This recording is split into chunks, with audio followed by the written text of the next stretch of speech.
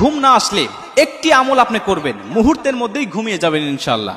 বর্তমান সময়ে ঘুম না আসা সবচাইতে কঠিন একটা মুসিবত হয়ে দাঁড়িয়েছে, সমস্যা হয়ে দাঁড়িয়েছে। আজকে অধিকাংশ মানুষ, কে ছোট কে বড়, কে নারী কে পুরুষ, সমস্ত মানুষের একই সমস্যা হয়ে দাঁড়িয়েছে, ঘুম যথা টাইমে না আসা। আর এই না আসার কারণে অনেক মানুষ অনেক মেডিসিন খেয়ে খেয়ে জীবন যৌবন সবকিছু নষ্ট করে ফেলেছে।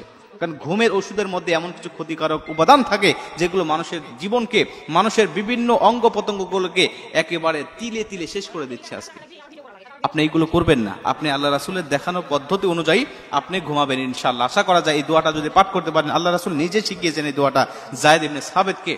আপনি এই দোয়াটা পাঠ করবেন, পাঠ করে আপনি ঘুমানোর চেষ্টা করবেন, ইনশাআল্লাহ অল্প সময়ের মধ্যে আপনি ঘুমিয়ে যাবেন। আপনি এই যে ঘুম না আসা, এটা কিন্তু আপনার নিজের দোষে হয়েছে, আপনি নিজের দোষে এই সর্বনাশটা আপনি করে নিয়েছেন।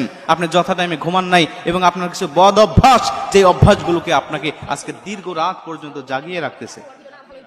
বিশেষজ্ঞরা কয়েকটা কারণ উল্লেখ করেছেন। প্রথম নম্বর যে কারণটা, আর সেটা হলো দিনের বেলায় অতিরিক্ত ঘুমানো।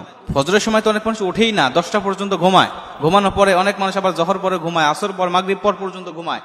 এইরকম অতিরিক্ত ঘুম যখন দিনের বেলায় পারবে সে, তখন তো ঘুমের চাহিদা দিনেই শেষ হয়ে যাবে, রাত্রিবেলা কি ঘুম আসবে?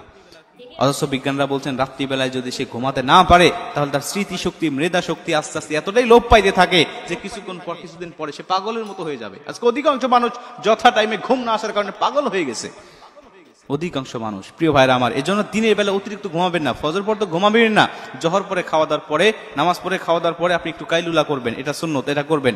আসর পরে ঘুমাবেন না, মাগরিব পর ঘুমাবেন না, আপনি এশার নামাজ পড়ে, এশার নামাজের আগেই খাওয়ার চেষ্টা করবেন। এশার নামাজ পড়ে আর দেরি করবেন না, আপনি প্রয়োজনীয় কাজ না সেরে দ্রুত আপনি ঘুমানোর জন্য চেষ্টা করবেন। তাহলে একটা বদ অভ্যাস আপনি বাদ দিলেন যে আপনি দিনের বেলা অতিরিক্ত ঘুমাবেন না। 2 নম্বর বদ অভ্যাস, আর সেটা হলো কি, আপনি ঘুমের আগে চা এবং কফি এটা পান করবেন না। আপনারা জানেন যে চায়ের মধ্যে এমন কিছু উপাদান আছে যেটা মানুষের ব্রেনকে, মানুষের সতেজ রেখে দেয়। এটা সহজে নিস্তেজ হতে দেয় না, এটা ঘুমাতে দেয় না, সতেজ রেখে দেয় দীর্ঘক্ষণ পর্যন্ত। এই জন্য ঘুমানোর আগে, বিশেষ করে ঈশার নামাজের পরে চা কফি খাবেন না, কারণ এটা আপনাকে ঘুমাতে দিবে না, মানে অল্প সময়ের মধ্যে আপনাকে ঘুমাতে দিবে না, দীর্ঘক্ষণ আপনাকে জাগিয়ে রাখবেন। যায়েদ ইবনে সাবিত রাদিয়াল্লাহু তাআলা আনহু আল্লাহ রাসূল সাল্লাল্লাহু আলাইহি ওয়াসাল্লামের কাছে আসলেন। মুসলমান ভাইরা আমার, যায়েদ ইবনে সাবিত রাদিয়াল্লাহু তাআলা আনহু আল্লাহ রাসূলকে এসে ডাক দিয়ে বলেন, ইয়া রাসূলুল্লাহ, ইয়া হাবিবাল্লাহ, কিছুদিন হয়ে যাচ্ছে আমার ঘুম ঠিক মতো আসে না, আমি এশার নামাজের পরে ঘুমাতে যাই কিন্তু আমার ঘুম হয় না। হুজুর, আমাকে একটি আমল বলে দেন, আমাকে একটি দোয়া বলে দেন, যেই দোয়াটা আমি যথা টাইমে পাঠ করলে যথা টাইমে আমার ঘুমটা আসবে।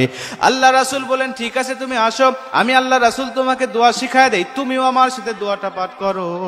আল্লাহ রাসূল বলতে লাগলেন, আল্লাহুম্মা গারাতিন নুজুম, আল্লাহুম্মা গারাতিন নুজুম। আমি আয়াতটা আমি আপনাদেরকে বলতেছি, আপনারা লিখে নিয়ে যাবেন। আল্লাহুম্মা গারাতিন নুজুম ওয়া আহদাতিল উয়ুন, আল্লাহুম্মা গারাতিন নুজুম ওয়া আহদাতিল উয়ুন, ইয়া হাইয়ু ইয়া কাইয়ুম লা তাখুযুকা সিনাতু ওয়ালা নাওম। আবার ইয়া হাইয়ু ইয়া কাইয়ুম। এরপরে আপনি পাঠ করবেন আহদিল লাইলি ওয়া আনিম আইনি। এই দোয়াটা পাঠ করে যখন আপনি ঘুমাতে যাবেন, আমার আল্লাহ রাব্বুল আলামিন দেখবেন যে মুহূর্তের মধ্যেই আপনাকে প্রশান্তির ঘুম চোখে এনে দিয়েছে। জোরে কোন সুবহানাল্লাহ। প্রশান্তির ঘুম আপনাকে এনে দিয়েছে। এই দোয়াটা পাঠ করবেন, এরপর ঘুমের যে দোয়াটা, বিসমিল্লাহি আল্লাহুম্মা বিসমিকা আমুতু ওয়া আহইয়া, এই দোয়াটা পাঠ করবেন এবং শোয়ার আগে আপনি আয়াতুল কুরসি পাঠ করবেন এবং মনে মনে দরুদ শরীফ